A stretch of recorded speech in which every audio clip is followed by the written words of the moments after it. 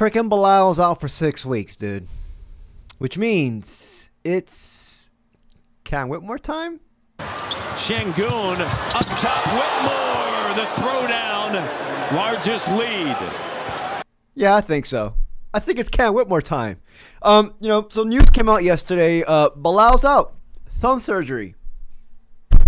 It is what it is. To me, I'm a Bilal supporter. I like Bilal. I do understand his limitations. I do accept his limitations. I feel like some people, think he's better than what he is. To each their own. But, shit. I just smacked the table. This news came out of nowhere. Not out of nowhere, I would say. But, Euro basketball. It's a bummer. It's a freaking bummer. That's all I'm going to say, man. But yeah, I'm going to go into this video in depth regarding Bilal Coulibaly, the time frame, the injury frame, injury updates, what the possible ramification this is for the Wizards, the starting lineup. Now, the three's up for grabs now.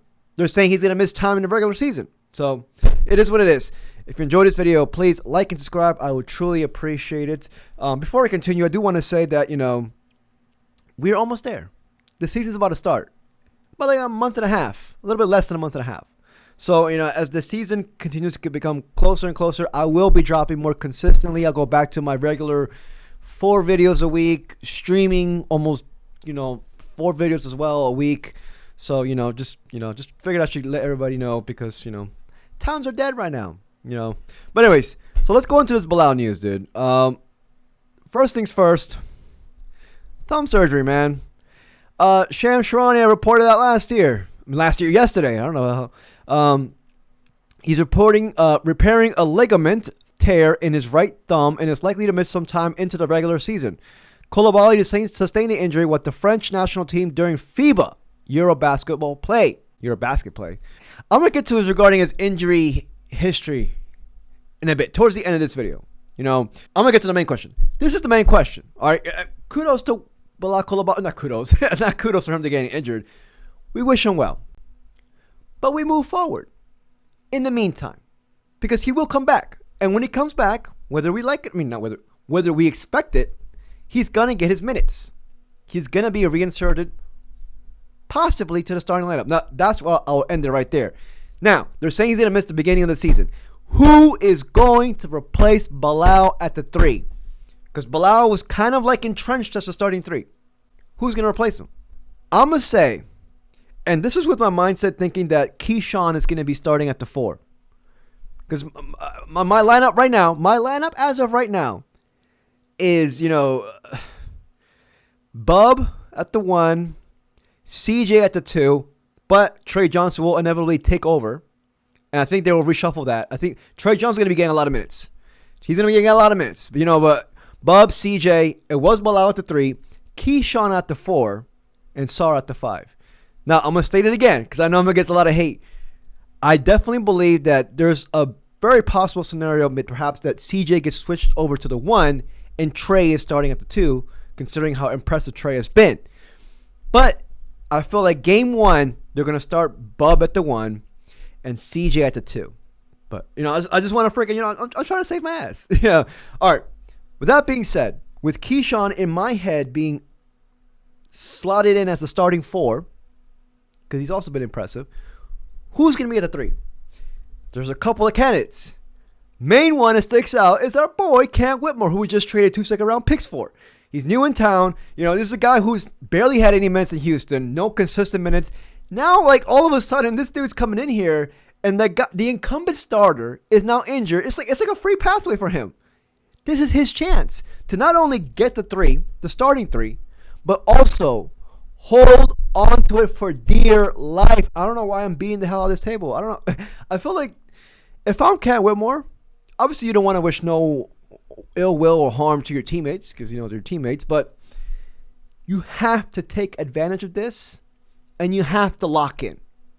He's 21 years old. I don't think he has that buffoon reputation. You know what I mean? He's just a kid. He's a kid. He's 21. He has to lock. This is his chance. If he doesn't capitalize in this moment, to me, that would be somewhat of a red flag. I'm not going to say it's a full red flag, but it's somewhat of a red flag. He has to capitalize. He's my main one. As of right now, I'm thinking, dude, Cam should take over and never let go. Take over and never let go. But anyways, he's my ideal one and preferred one to be starting at the 3. Other dudes, obviously Chris Middleton, but the thing about Chris Middleton that gets me, like, I feel like he's going to start too here and there, but he's just too injury prone. We don't know what's going to happen with him. We don't know. Like, he's going to play for 3 games, he's going to be sitting out for the next 3, and no offense to him, but it's just the way things rolled with us last year when he came and he joined us. But he's another one. Corey Kispert, if he's still on the team, obviously he's another one starting at the 3. Now maybe Keyshawn plays the 3. I think he's going to play both, 3 and the 4. But I mean, in my scenario, I have Key starting at the 4. But Keyshawn also is obviously another one. Champagny, perhaps. You know what I mean? We never know. We never know. Remember, we're deep at the wing. We're good. So I don't know if they'll play Trey at the 3. I think Trey's more of a. I mean, I don't think they'll. I don't think maybe a small ball lineups of Trey, Bub, and CJ at the. Maybe. But as a starting 3, no. Those are my 3 guys. You guys let me know. I'm right now zeroing in on it being Cam Whitmore.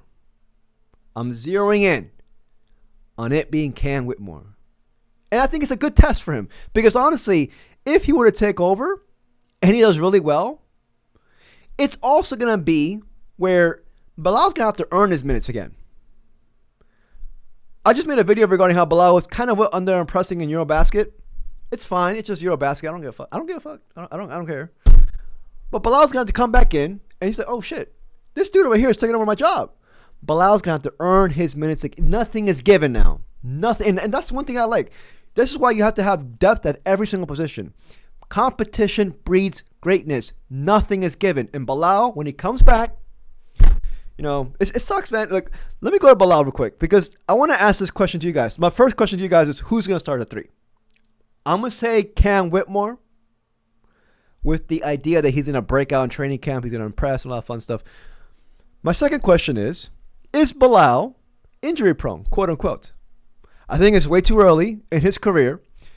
His rookie year played 63 games.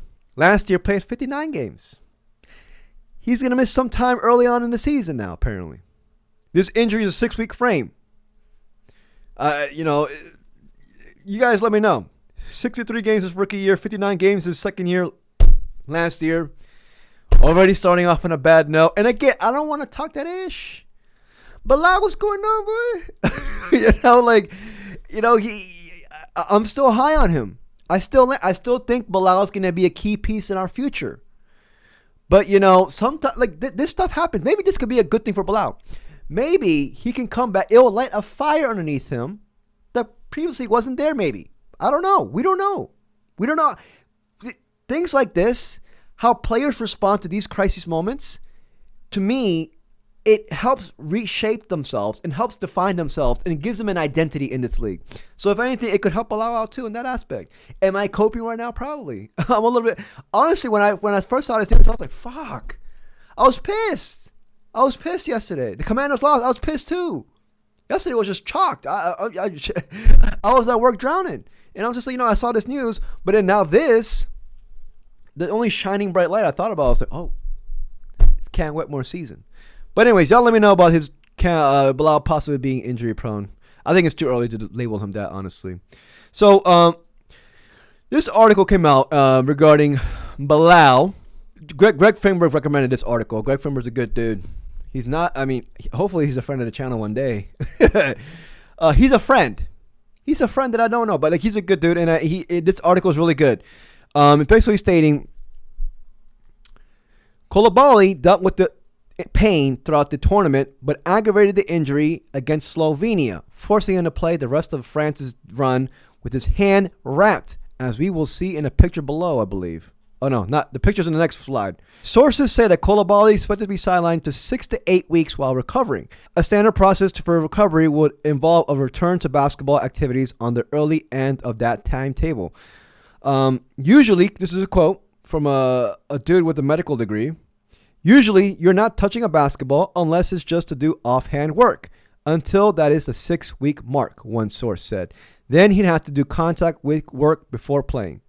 So not only is he not going to be able to touch the freaking basketball, it's offhand.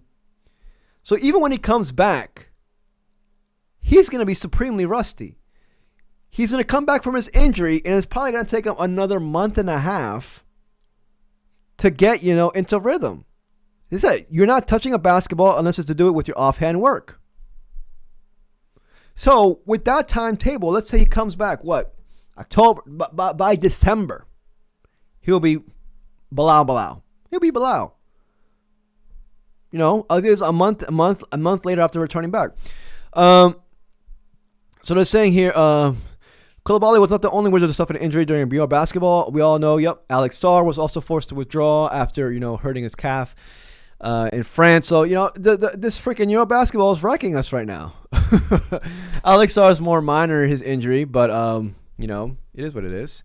Also, Greg Finberg tweeted this. He reposted this.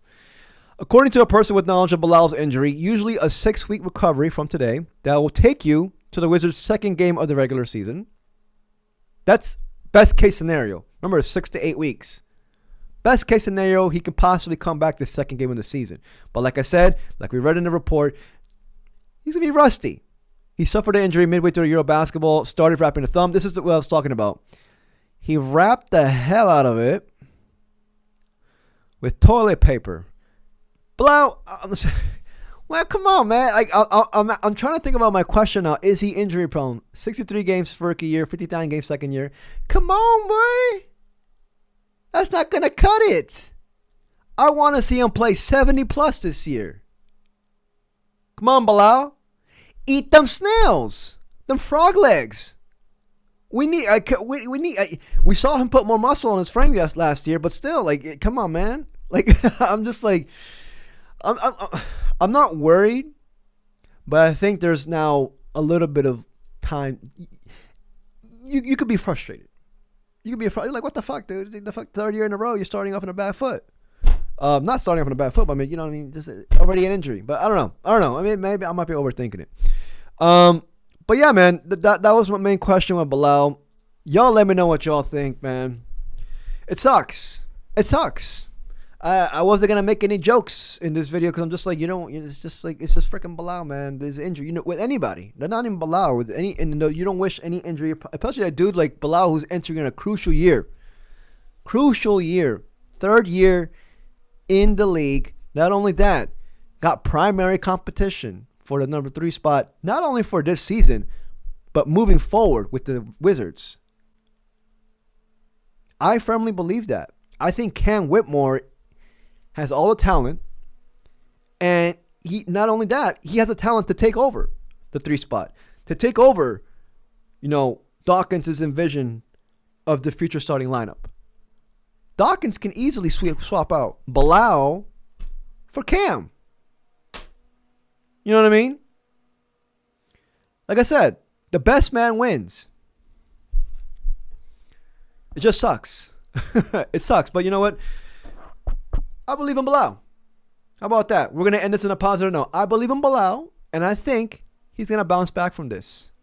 But I will admit, him bouncing back, he's going to have to earn it, which is going to be harder, which I think will be beneficial for him.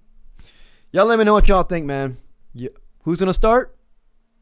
And on top of that, just who's going to start. But yeah, if you enjoyed this video, please like and subscribe. I truly appreciate it. Till next video. Peace, y'all.